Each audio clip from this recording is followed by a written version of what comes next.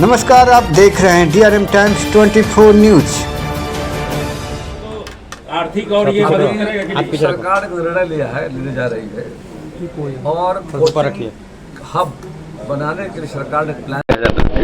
इस राज्य में बड़े पैमाने पर बड़ी आबादी का राज्य हमारा जा करके है।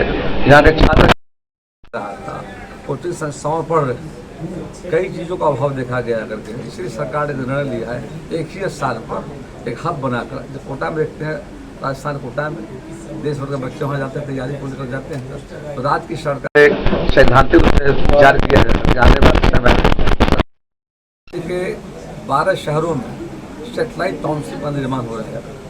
तो नई शुरुआत है, जो ग्रेटर नोएडा, गुड़गांव, देश चंडीगढ़, देश के अन्य राज्यों में जो अलग तरीके का जो डेवलप किए जा रहे हैं, उसी में सरकार प्लान कर रही है कि आने वाले समय में हम कोचिंग संस्थाओं को बेहतर स्थान देंगे, अच्छी व्यवस्था होगी, अच्छा वातावरण होगा, जाकर उससे हमारे बिहार के छात्राएं अच्छा कर पाएंगे। कोचिंग संस्थानों के लिए वर्चस्व की लड़ाई हो रही है, क्या कोई मदद करेंगे? आप आगे आइए, हम हर एक केस बाय केस को मैं पर्सनली जांच करूंगा और जहां तक हो सके मैं पर्सनली उसकी मदद करूंगा। मेजर साहब, बिहार जो है लगातार यूपीएससी को लेकर के अपनी पहचान बनाता रहा है, क्या उस पहचान को वापस लाने में आपकी? हाँ, बहुत अच्छी बात है सर। किसी ने मुझसे पूछा था कुछ दिन पहले कि आप बिहार ही क्यों आए, आप दिल्ली क्यों नहीं गए, आप चंडीगढ़ क्यों नहीं गए? तो मैं उनसे एक कहा हूँ, सर मैं हर साल दिल्ली में 3 से 4 महीने का कैंप लगाता हूँ, जिसमें मैं मेंस की तैयारी करवाता हूँ और इंटरव्यू की भी तैयारी करवाता हूँ।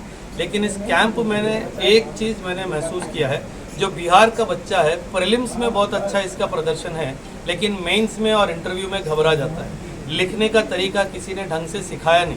किसी ने बात की थी इतने सारे मोनोपोली है यहाँ पे, उस मोनोपोली को आप कैसे ब्रेक करेंगे?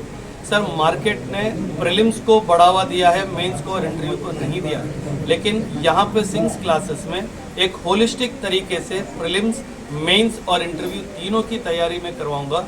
उसके बाद आपको किसी के पास जाने की ज़रूरत नहीं पड़ेगी, आप घर बैठ के अपनी तैयारी आराम से कर सकते हैं। मेंस में कौन कौन सब्जेक्ट की मुख्य रूप से तैयारी कराएंगे सर?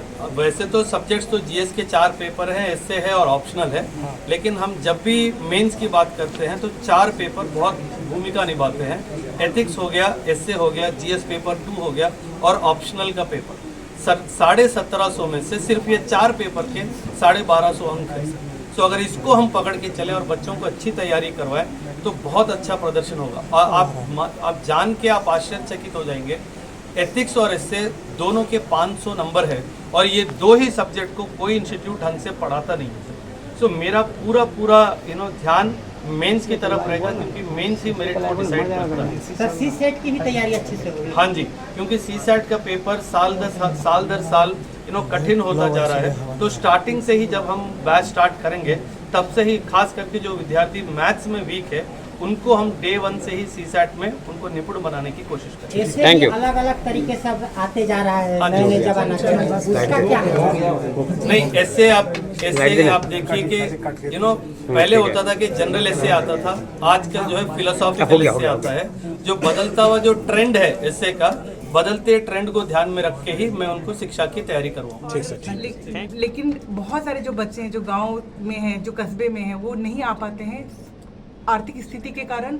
और वही एक मेन रीज़न है कि हम पटना को टारगेट कर रहे हैं कि हम पटना में लाएं और अपने बच्चों को बुलाएं। और हमारे मेन फोकस सारे डिस्ट्रिक्ट एरियाज़ में रहेंगे, जहाँ से हम टैलेंट के माध्यम से बच्चों को चुन के लेके यहाँ पे आएंगे।